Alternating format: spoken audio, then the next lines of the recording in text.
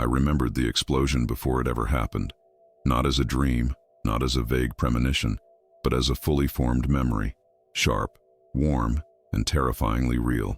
When I opened my eyes that morning in 1998, I could still feel the heat on my face, still hear the shattering of glass, still see people running through smoke. Yet outside my window, the street was quiet, the sky was pale, and the restaurant I remembered being destroyed was still standing untouched. At first, I tried to convince myself that nothing unusual had happened.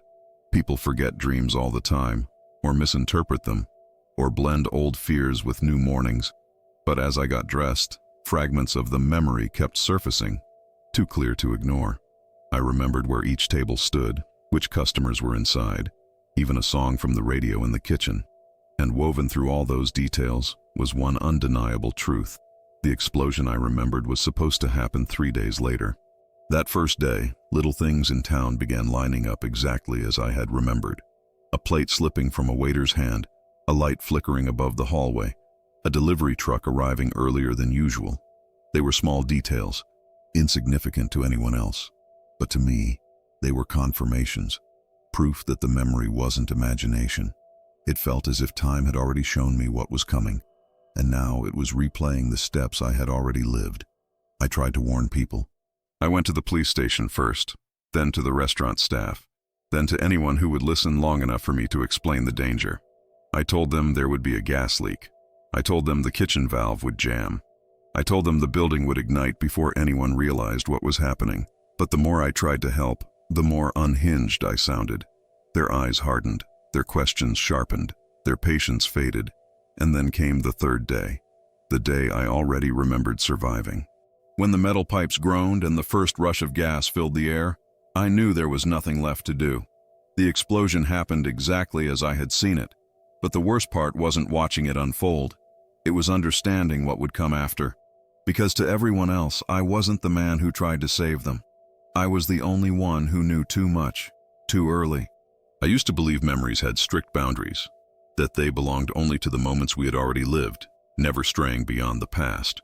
But in the summer of 1998, something shifted inside me. I woke up carrying a memory that felt as real as any from my childhood, yet it wasn't tied to anything that had happened. It was tied to something that would happen. And in those first silent minutes of the morning, I didn't know whether I was losing my mind or being shown something I was never meant to see. The memory came to me fully formed. The sound, the heat, the sharp smell of gas, the brief moment of weightlessness right before the blast. I even remembered where I had been standing near the front window, close enough to feel the shockwave, but far enough to survive it. As I sat on the edge of my bed, trying to steady my breathing, I kept telling myself it was just fear pretending to be truth. But the clarity of it wouldn't fade. It lingered like a bruise beneath the skin. I went through my morning routine in a haze, replaying fragments of the memory as if they were scenes from a life I hadn't lived yet. A flashing exit sign, a loose tile on the kitchen floor, the exact moment someone shouted something unintelligible before the world turned white. Each detail felt anchored to a place and time I hadn't reached, and despite how impossible it sounded, I knew the memory wasn't random. It had a date, it had a sequence, it had a countdown. I walked past the restaurant that day, pretending to be calm while something deep inside me recoiled. The building looked ordinary. Sunlight on the windows, people chatting by the entrance, a chalkboard sign offering lunch specials. Nothing about it suggested danger, but in my mind, I could already see the broken glass that would litter the sidewalk. I could already hear sirens echoing down the street. It felt like standing beside a stranger who didn't know they were only days from disappearing. I kept telling myself that memories don't work like this, that time doesn't spill forward, that you can't remember something before it happens. And yet, the more I tried to rationalize it, the more the memory insisted on existing. I didn't realize then how much trying to warn people would cost me, or how quickly a single impossible memory could turn your life into evidence against you. Oi, my name is David. If you're enjoying this story, I'd really appreciate it if you subscribe to the channel. It helps a lot and lets me bring more of these quiet, strange memories to you. Have you ever felt like you remembered something that hadn't happened yet? Thank you for being here with me. Now let's get back to the story. I spent most of that first morning trying to convince myself the memory would fade, that if I kept moving, kept busy, kept my thoughts anchored to ordinary things, the impossible images would dissolve like any lingering dream. I washed the dishes, fed the dog, opened the curtains to let the light in, but everything felt slightly out of place, as if the world was tilted by a few degrees and only I could feel the angle. When the sun hit the kitchen table just the way it had in the memory, bright on one side, shadow cutting across the other, I felt my stomach tighten. It was the first confirmation that something was wrong. I walked to town the same way I always did, past the narrow stretch of woods behind my house, down the quiet bend of Maple Road, past the old post office with the peeling white paint. I'd lived in that small corner of Maine long enough to know the rhythm of the place. The slow mornings, the distant sound of gulls, the smell of salt water drifting in from the coast. Normally it calmed me. That day, it only made the memory louder in my mind. Every step felt rehearsed, as though I had taken that walk already and was now repeating it out of obligation. When I reached Main Street, people were setting up for another uneventful day. A woman swept the sidewalk outside the corner store. A man unloaded crates of produce from the back of a truck. A couple of teenagers hung around by the bus stop, arguing about something trivial. The normality of it all made the memory even harder to ignore. How could a day so predictable be counting down to something so devastating? The restaurant sat a little farther down, near the intersection where two streets met. It wasn't anything special, just a simple family place with wooden siding, blue trim around the windows, and a neon sign that flickered even on good days. I slowed my pace when it came into view. The building reminded me of the memory in a way that made my chest ache. I could see the inside perfectly in my mind. The tables, the small counter, the narrow doorway into the kitchen. The memory had shown it all to me as clearly as if I'd been standing there. And yet here it was, untouched, alive, entirely unaware of what was coming. I stood across the street, unsure if I should go in.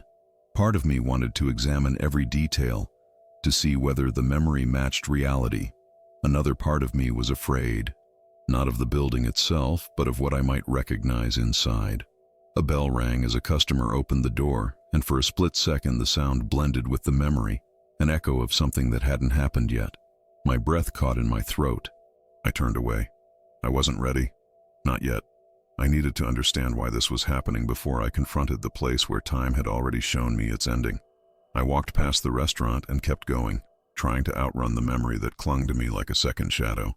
I thought that if I put enough distance between myself and the place, the images would lose their sharpness. But memory doesn't work like that, not when it isn't really a memory at all. It follows you. It settles behind your ribs. It waits. I ended up at the small park near the river, the one with the worn benches and the old maple tree whose branches always creaked even when there wasn't any wind. I sat down and tried to slow my breathing. The water moved lazily, reflecting patches of sky between the leaves. It should have been peaceful. It had always been peaceful. But that morning, the world looked too bright, too detailed, as if every moment were trying to match something already recorded in my mind. I closed my eyes and tried to trace where the memory began. It hadn't come from a dream. I knew the difference. Dreams dissolve when you chase them. This memory only grew clearer the more I examined it. I remembered standing inside the restaurant, near the front, a plate of food still untouched on the table beside me. I remembered the exact moment something metallic groaned in the kitchen, a loose valve, a rush of gas, a strange, brief silence that lasted just long enough for someone near the counter to look up, confused, then light, heat, the sensation that the floor tilted and the air split open. I opened my eyes, heart pounding. None of it had happened yet, and still my body reacted as if it had survived something traumatic.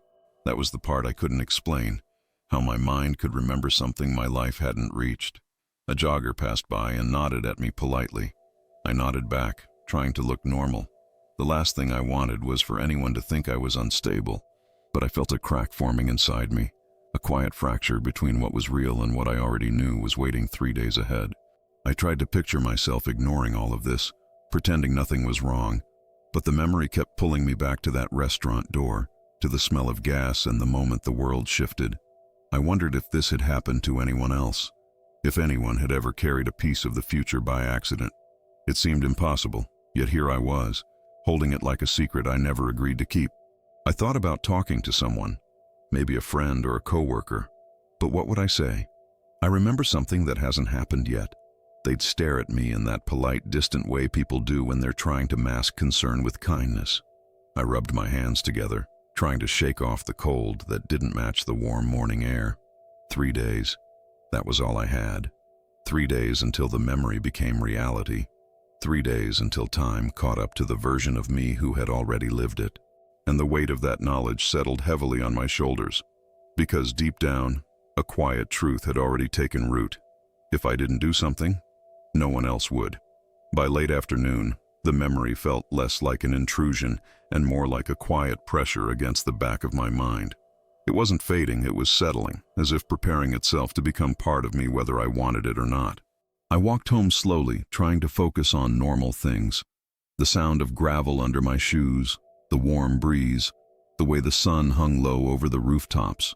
But even those familiar details seemed to echo something I had already seen. That was the nature of the memory. It blurred the line between what was happening and what was waiting to happen. When I reached my house, the dog greeted me with its usual enthusiasm, tail thumping against the floorboards. The sound startled me. In the memory, there had been a similar thump, something falling from a shelf right before the explosion. A harmless coincidence, maybe. But after a day of watching reality mirror my thoughts, even simple sounds made me tense. I knelt down, petting the dog until its breathing slowed, and mine did too. I needed some kind of anchor, something that still belonged to me alone. I fixed myself a cup of coffee and sat at the small kitchen table.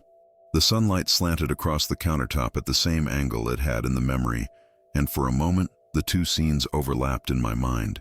I felt the heat of a blast that hadn't happened, heard the echo of shattering glass that didn't exist yet. I closed my eyes and gripped the edge of the table until the dizziness passed. When I opened them again, the kitchen was still intact, quiet, ordinary, and yet I could feel time thickening around me, as if the future were pressing against the present. I realized then that doing nothing wasn't an option. The memory wasn't going to disappear, and pretending it didn't exist wouldn't save anyone. The explosion would happen unless something changed. I wasn't sure how much influence I had, or whether time allowed itself to be altered, but I had to try, even if the only person who believed me was myself.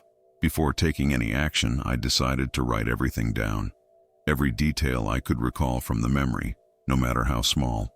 I grabbed a notebook and started listing things: the position of the tables, the sound of the metal pipe, the time of day when it happened, the brief flicker of the exit sign. The more I wrote, the more the memory sharpened. By the time I finished, my hands were trembling. I stared at the page, realizing how insane it would look to anyone else. But to me, it was the only proof I had that something extraordinary and dangerous was unfolding. I folded the page, slipped it into my jacket pocket, and sat there for a long moment, listening to the hum of the refrigerator and the distant chirping of birds outside. 3 days. Somewhere between now and then, I would have to decide how far I was willing to go to stop a memory from becoming the truth. The next morning, I woke up with a strange mix of clarity and dread, the kind that makes you feel as though the day has already decided what it will become. I lay still for a minute, listening to the quiet of the house, trying to see if anything inside me had changed overnight. But the memory was still there, untouched, unsoftened, as vivid as it had been the day before.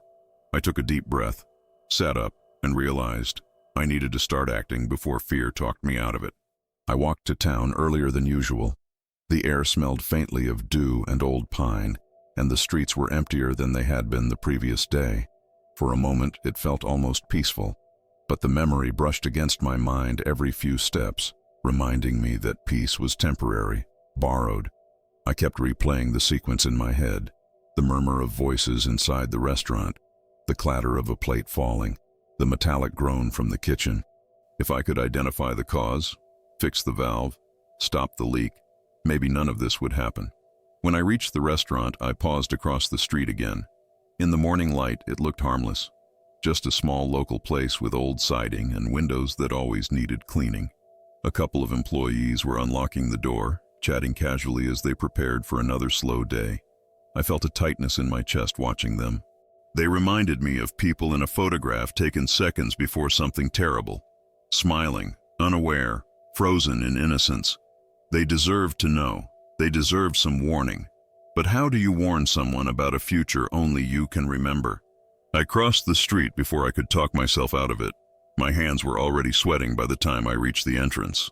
One of the employees, a young man I'd seen working there for years, held the door for me, greeting me with the polite, easy warmth people in small towns share.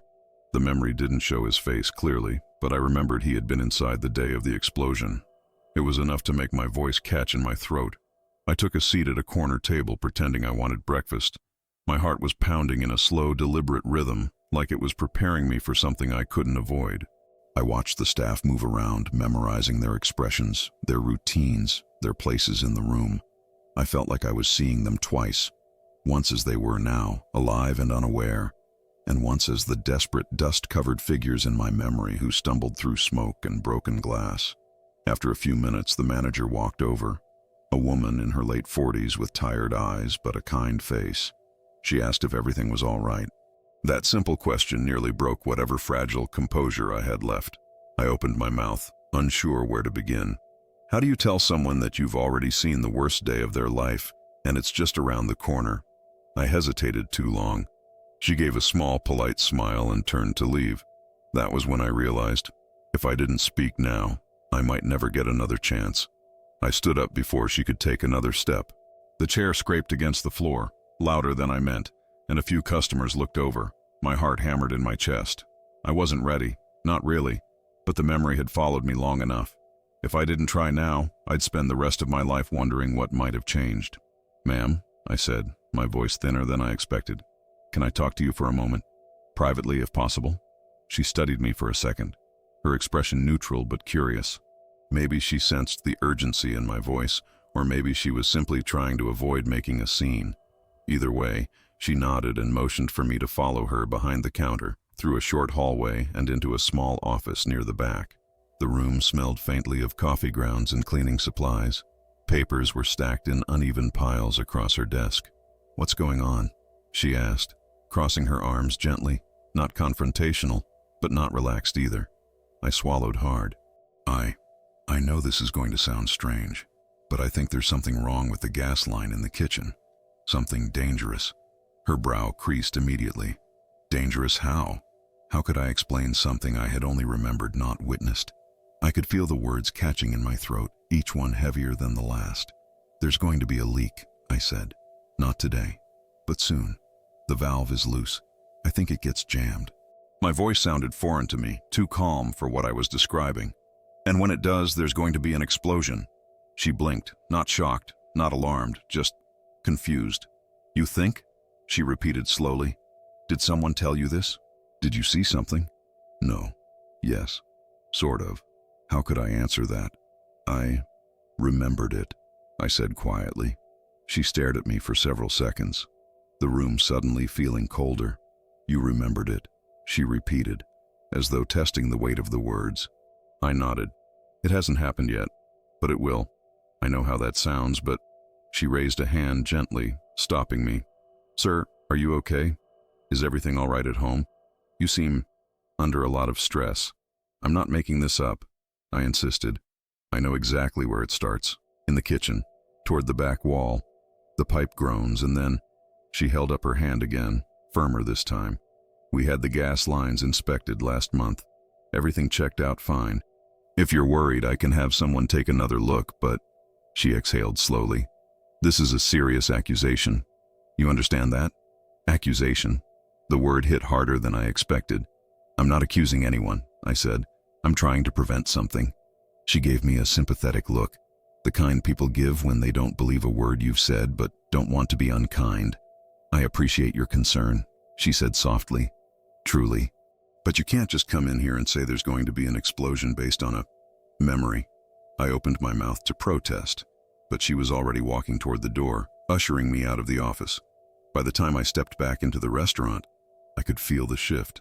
People were looking at me differently, some confused, some uneasy, some whispering quietly behind their hands, and I realized something that made my stomach drop. Trying to help them had already started to make me look guilty. When I stepped outside, the air felt different.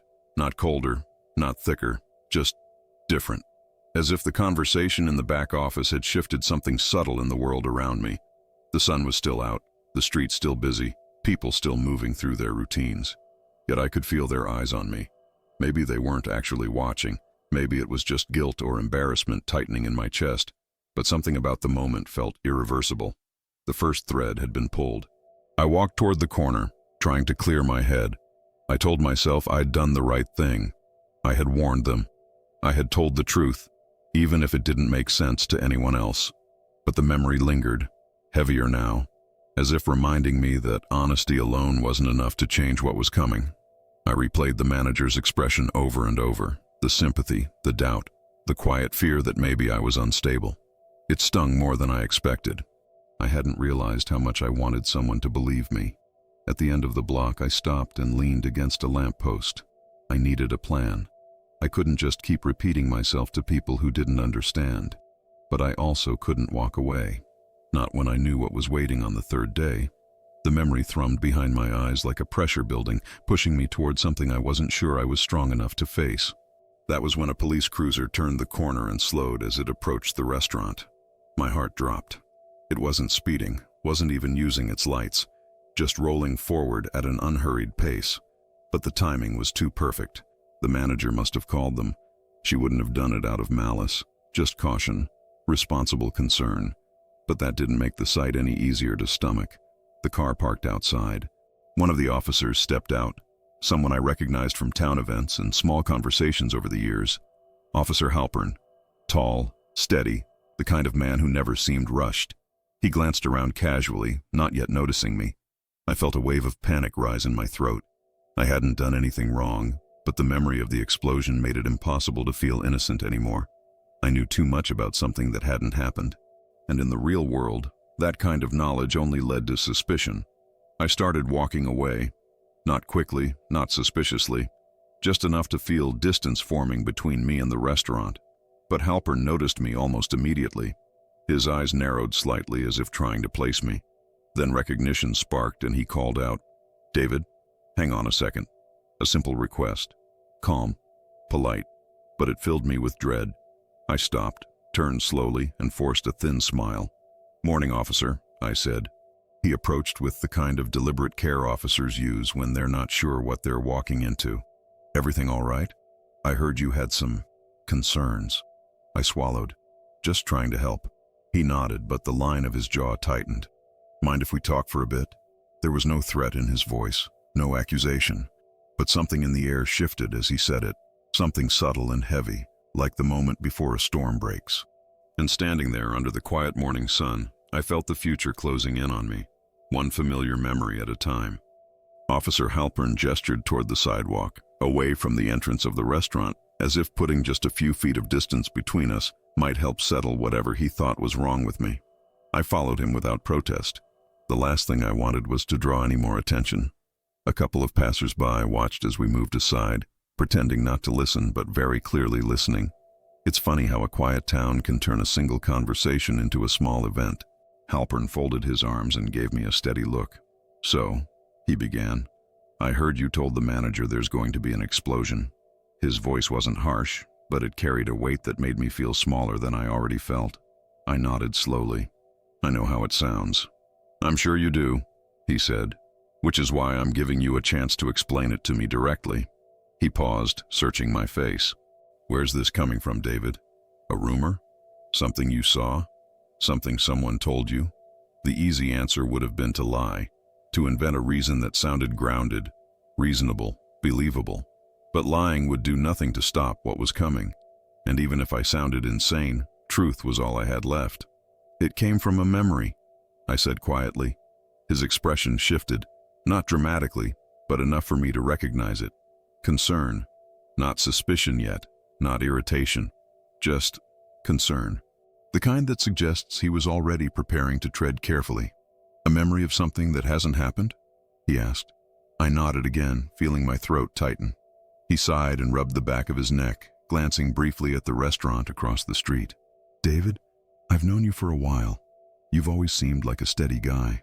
But you've got to understand this puts people on edge. Talking about a future explosion isn't something we can ignore." "I know," I murmured. That's why I said something. Okay, then help me understand. What makes you so sure? His tone softened, almost pleading. You must have something. Anything. I wished I did. I wished I had evidence, a picture, a document, a crack in the wall, the faintest smell of gas. Anything that existed in the present moment. But all I had was a memory from a timeline I hadn't lived yet. I've seen it, I said. Every detail. I know exactly where it starts. I know. That's not what I'm asking. He interrupted gently. What makes you believe this memory is real? I stared at the pavement, struggling to find words that didn't sound delirious. Because things from it are already happening, I whispered. Little things, exact details from the first 2 days. I swallowed hard. If I'm right about those, then I'll be right about the rest. He didn't respond immediately. He just looked at me, really looked at me, as if he were trying to decide whether I was dangerous, delusional, or just deeply afraid. Then he exhaled, slow and heavy. All right, he said. Let's take this one step at a time. But something in his voice told me he wasn't talking about preventing the explosion. He was talking about preventing me. Let's walk, Halpern said, motioning down the sidewalk. It wasn't a command, but it didn't feel like a suggestion either. I followed beside him, matching his pace. The town moved normally around us. Cars passing, someone watering flowers in a window box, a couple pushing a stroller across the street. Yet none of it felt normal to me. Everything seemed slightly out of sync, as if reality itself were dragging a half-second behind the memory lodged in my mind. I'm trying to take you seriously, he said after a moment, but you're giving me very little to work with. I know, I answered softly. I wish I had something more. He glanced at me. When did these memories start? Yesterday morning. And before that? Any stress? Lack of sleep? Medication? Head injury? He listed the possibilities clinically, not unkindly, but in that way officers do when they're quietly assessing risk. No, I said. Nothing like that. He nodded, though not with acceptance. More like he was checking off a mental list. And you're sure the gas line is the issue? That's what I remember. He let out a slow breath. Look, David, you understand why this is complicated, right? Yes, I said. I do. To the restaurant staff, it sounds like you're predicting a crime. To me, it sounds like you're in distress. And to anyone else who hears about it. He trailed off, letting the implication hang in the air. People worry when someone talks about explosions out of nowhere. I'm not trying to scare anyone, I said. I'm trying to stop something. He stopped walking. I took another step before realizing he'd halted. When I turned, he was studying me with a deeper intensity, one that felt heavy, almost sad. Can you hear yourself right now? He asked quietly. I didn't answer, because yes, I could hear myself. And if I didn't have the memory burning behind my eyes, I would think I was losing my grasp too. He spoke again, softer. I'm not here to make trouble for you. Honestly, I'm worried. This kind of conviction, especially over something that hasn't happened, it usually points to someone under a lot of pressure. I'm not imagining this. Maybe not, he said carefully. But if you believe something bad is coming, there are healthier ways to handle fear than telling people you know the future. I felt a pulse of frustration beneath my ribs. It's not fear. It's recognition. He blinked. Recognition? I didn't dream it, I said. I remembered it. Like a day I've already lived. A muscle in his jaw tightened. He straightened his spine. Something changed in his posture, something small but unmistakable. The shift from conversational concern to procedural caution. Okay, he said slowly. I think I've heard enough for now. The way he said it made my stomach sink. He wasn't trying to prevent the explosion. He was trying to prevent me from being anywhere near it. Halpern's tone softened again, but the softness didn't comfort me. It felt like the careful calm someone uses when trying to keep a situation from escalating. He motioned toward his cruiser parked near the corner. Why don't we sit for a moment, he said, as if offering rest instead of supervision. I hesitated. Sitting in a police car wasn't something I'd ever done before, not even as a passenger. The very idea made my chest tighten, but refusing would look worse.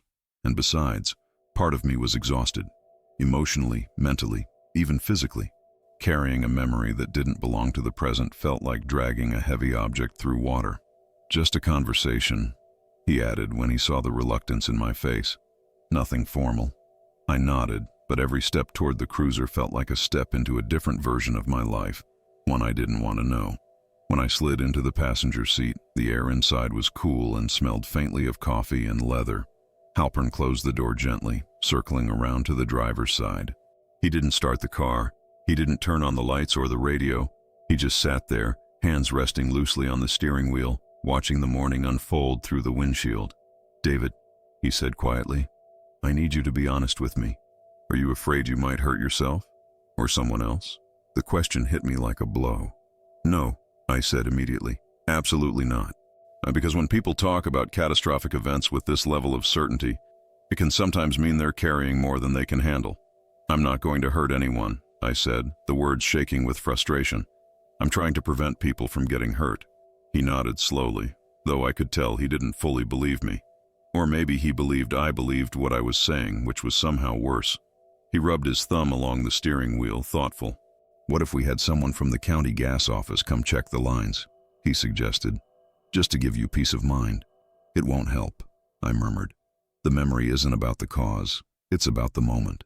I don't know if anything can stop it." His eyebrows pulled together. "You're saying it's inevitable?" I stared at my hands. "I don't know. I know what I saw." For a long moment, neither of us spoke. Outside, people walked past without noticing the quiet crisis unfolding inside the cruiser. The restaurant was visible from where we sat, its windows catching the pale morning light. The same windows I had seen blasted outward in my memory. I felt my throat tighten. "They're not going to believe me," I whispered.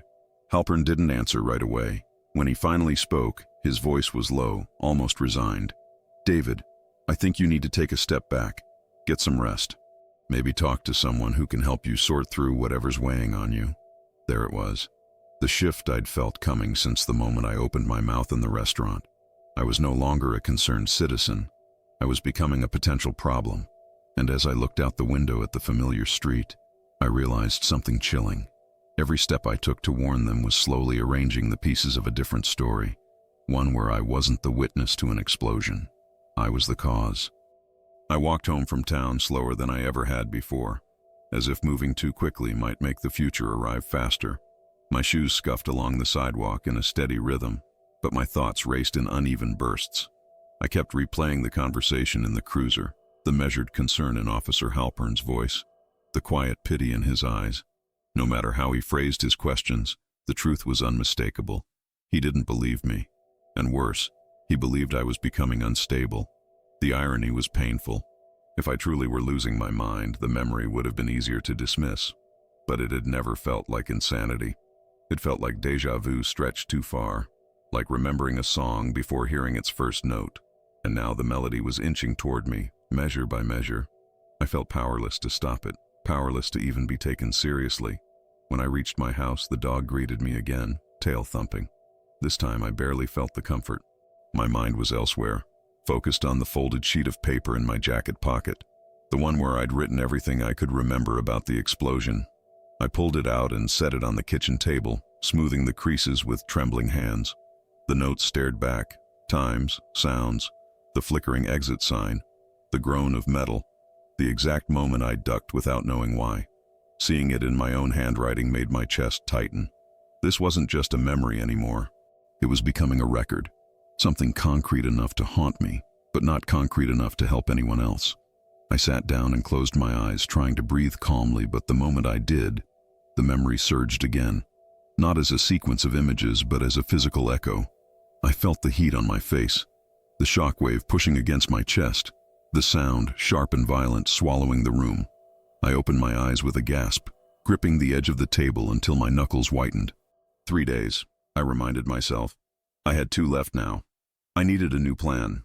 If the restaurant staff and the police wouldn't listen, maybe someone else would. A friend? No, I didn't have many. And the few people I considered close would only see desperation in my eyes. A gas inspector? Maybe. But how could I convince them to prioritize a check on a line everyone believed was safe? I stood up and paced the room, feeling trapped inside a timeline I didn't control. The day was unfolding in quiet repetitions, sounds and sights that matched the memory more precisely than I wanted to admit. A bird tapping against the window, a car horn in the distance, a single cup falling from the counter. I froze. In the memory, something had fallen too. Something small, insignificant, yet perfectly timed. A final confirmation that reality was aligning with what I'd seen. I swallowed hard. The future wasn't approaching. It was already beginning. I picked up the cup that had fallen, turning it over in my hands as if it might contain an answer I'd missed. It was unbroken, just a small chip on the rim from where it hit the floor. In any other moment, it would have meant nothing. But now it felt like a quiet warning, a soft knock from the future reminding me that it was already unfolding, piece by piece. I set the cup down carefully, feeling a tremor in my fingers I couldn't quite steady. I needed help. Someone impartial. Someone trained. So I grabbed the phone and dialed the county's gas inspection office, hoping luck was still something time hadn't taken from me. The phone rang twice before a tired voice answered. I explained, cautiously, carefully, that I'd noticed strange noises coming from the restaurant's kitchen pipes. I didn't mention memories, or the explosion, or the impossible clarity behind my fear. I just described it as a risky situation that needed immediate attention. The inspector listened politely but didn't sound concerned. "We had a routine check there last month," he said. "Everything was up to code." "I understand," I replied, my voice strained. "But maybe something changed. Could you check again?" There was a pause, a long one. I knew that tone. He was weighing the inconvenience of the request against the possibility that I was exaggerating, or worse, that I was some bored local looking for attention in a quiet town. "I can put in a report," he finally said, "but it might take a few days." "A few days? Too late. I really think it should be sooner," I insisted, pushing the words out before doubt could stop me. "It's important." "Sir," he said patiently, "we have a schedule. If there's an active leak, the restaurant will notice it. Trust me." But they wouldn't. Not in time. I knew that with a certainty I couldn't explain.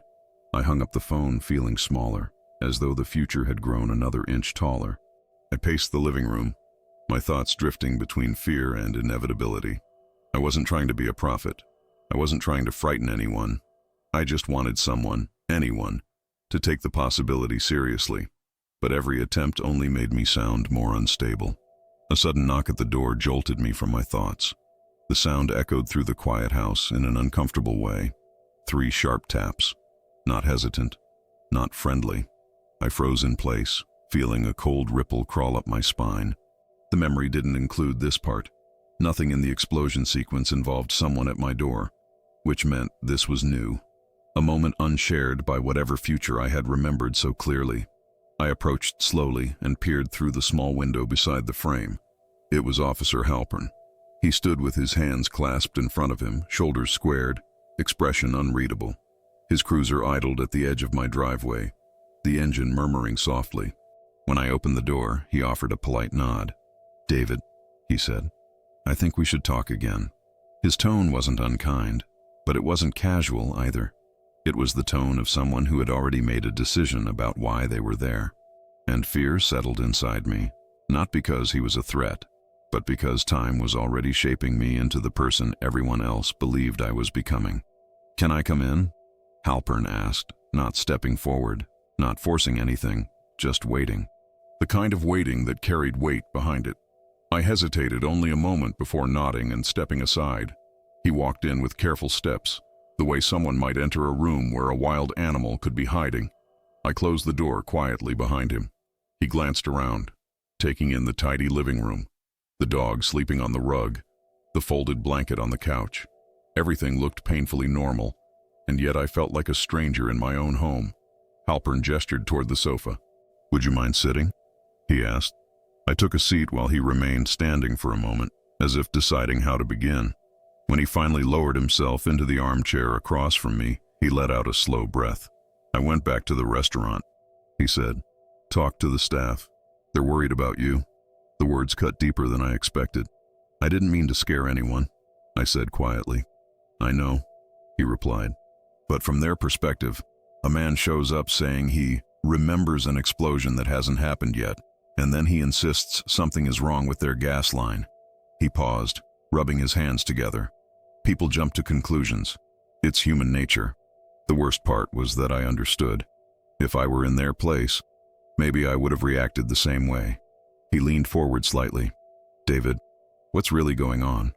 You said things from this memory are happening. Give me an example. I hesitated. Telling the truth had only made things worse so far, but lying wouldn't help either. Yesterday, I said, I saw a man drop a plate in the restaurant. The same thing happened in the memory. Same place, same sound, even the same reaction. I swallowed. Then this morning, a cup fell in my kitchen. That happened too. Things fall, he said gently. It happens. It wasn't random, I whispered. It was the same, exact same. He took that in silently, not dismissing me outright, but not accepting it either. His eyes softened with a kind of sadness I wasn't ready to face.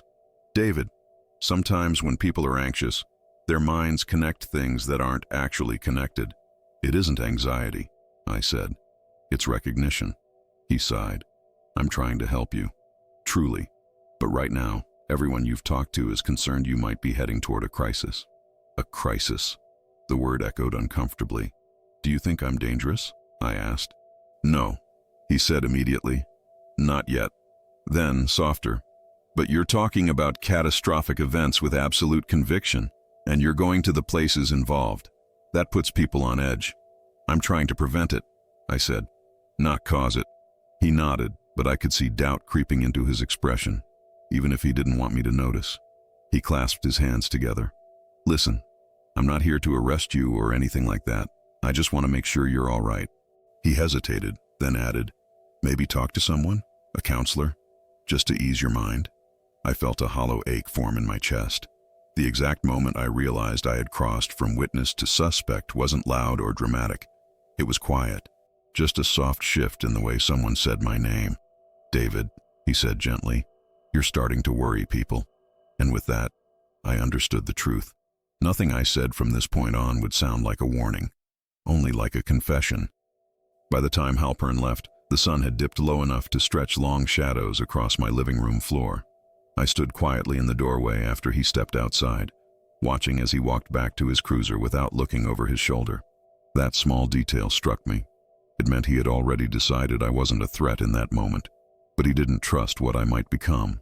The door clicked softly behind me, but the sound felt louder than it should, like the closing of something I couldn't open again.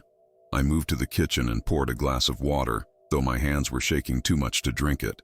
I kept hearing the sentence he'd repeated in different forms. People are worried about you. It echoed through the house, bouncing off quiet corners as though the walls themselves were repeating it. Worry could sharpen into suspicion, suspicion into blame, and blame. Well, I'd already seen what blame would look like in the memory. That part came after the explosion, after the dust, after the cries, after the sirens. I walked to the window and stared outside. The neighborhood looked peaceful, caught in the soft amber of a Maine evening, the kind of evening where you could almost believe nothing terrible had ever happened or ever would. But the memory clung to me, vivid and unchanging. I could see the brightness of the blast reflected on windows that were still intact. I could hear the sound of something collapsing in a building that still stood whole. The future and the present were overlapping, occupying the same space in my mind, and the strain of holding both at once made my thoughts feel fragile. I needed to clear my head. Sitting alone in the house made the memory louder, not quieter. So I stepped outside and began walking toward Main Street again. Not with a plan, not with hope, but with the instinctive pull of someone who feels time tugging at them from two directions. The dog barked once behind me as I closed the gate, as if sensing something I couldn't explain. Main Street was calmer than earlier, fewer cars, fewer people, the kind of quiet that settles before the night fully arrives. I walked slowly, noticing small details without meaning to. A newspaper caught against a bench, a flickering street lamp, a man locking up his shop for the day. Each moment mirrored the memory's first evening, the one before everything accelerated. I realized with a cold tightness in my chest that I was now living inside a countdown. When I reached the restaurant again, I stayed across the street, hidden in the shadow of a tall sycamore tree. The lights inside glowed softly. Diners chatted over meals. Staff moved around in familiar patterns. Everything looked ordinary, beautifully, painfully ordinary. I watched the scene like someone studying a photograph taken moments before tragedy. A snapshot of people who still had 2 days left without knowing it. Standing there, I asked myself whether fate was fixed or fragile, whether a memory could be changed, whether I had any power over what was coming. And the same answer kept forming, quiet but unwavering. If nobody believed me, then nothing would change. And nothing changing meant the memory wasn't just a warning. It was a promise. I stayed across the street longer than I intended, long enough for the soft glow in the windows to sharpen into something almost painful. The restaurant looked like a warm pocket of life inside a town that was slowly emptying for the night. People laughed. Someone clinked a fork against a glass. A teenager refilled drinks with a bored expression. None of them knew what was coming. I felt like a ghost watching the last ordinary hours of a place that had already died once in my mind. My breath fogged slightly in the cooling air. I shoved my hands deeper into my jacket pockets, rubbing my thumb against the folded page I'd written earlier. It reminded me that I wasn't imagining things, that I had tried, in the only way I knew how, to understand the memory before it consumed me. But standing there, I felt more helpless than ever. A car slowed as it approached, headlights brushing over me. I straightened instinctively. The car stopped halfway up the block, engine idling. The silhouette inside leaned forward as if trying to confirm something. I knew that shape, knew the posture. Officer Halpern. He hadn't gone far after leaving my house. Maybe he'd stayed close intentionally. Maybe someone had called about me again. Or maybe he'd taken it upon himself to keep an eye on me until things settled. Until I settled. I stepped back deeper into the shadow of the tree. I wasn't hiding, and yet part of me felt like I was. Not because I had done anything wrong, but because time had pushed me into a role I didn't choose. A man who knew too much. A man who couldn't prove anything. A man who was starting to look like someone waiting for something terrible to happen. The cruiser moved again after a few seconds, turning down a side street. I let out a shaky breath I didn't realize I'd been holding, but the relief didn't last. This was only day 2. By tomorrow, everything would tighten further. As I turned to leave, a familiar voice called from behind me. "David." I tensed and turned slowly. It was the restaurant's assistant manager, a woman named June. I'd seen her working the register countless times, always with a tired smile and sleeves rolled to her elbows. Tonight she looked more alert, studying me with a mixture of caution and curiosity. "You okay?" she asked, stepping closer but with careful distance. "People said you, came by earlier." I swallowed. "Yeah," I said. "I just wanted to make sure everything's all right here." "We're fine," she said gently. "But you scared some folks. Talking about explosions and all." I felt heat rising to my cheeks. "I didn't mean to. She held up a hand. Not rudely, just softly, the way people do when they don't want to hear more than they can process. "Look, everyone's a little jumpy, and Halpern's been circling around a lot today. You might want to take a break from coming by here. Give the place some space. Space won't stop what's coming," I said before I could stop myself. Her face stiffened. Just a fraction, but enough. "David, please don't say things like that," she whispered. "Not out here. Not at night." Her voice carried more fear than I expected. Not fear of the explosion, fear of me. June's fear hit me harder than anything that had happened so far. It wasn't loud or dramatic, just a soft tremble underneath her words, like she was afraid of disturbing something fragile. I wanted to reassure her, to say something gentle, something grounding. But how do you comfort someone when you're the one carrying the weight of the future? "I'm not trying to worry you," I said quietly. "I just know what's coming." "David," she whispered, glancing over her shoulder as if making sure no one else heard. "You can't say things like that. People already think you're—" She didn't finish the sentence. She didn't need to. The unspoken word hung between us like mist. Dangerous, unstable, involved. She stepped back, as if creating a space between us might soften the fear in her expression. "Just go home, get some rest. Whatever this is, it'll pass." It wouldn't. We both knew it. But I nodded anyway, letting her retreat into the restaurant. The door closed behind her with a soft thud, sealing me on the outside of the life I was trying so desperately to protect. When I turned to leave, the street felt bigger than before, emptier, colder. I walked without thinking, letting my feet follow the quiet rhythm of the town at dusk. Porch lights flickered on. A distant dog barked twice. Somewhere, A screen door slammed.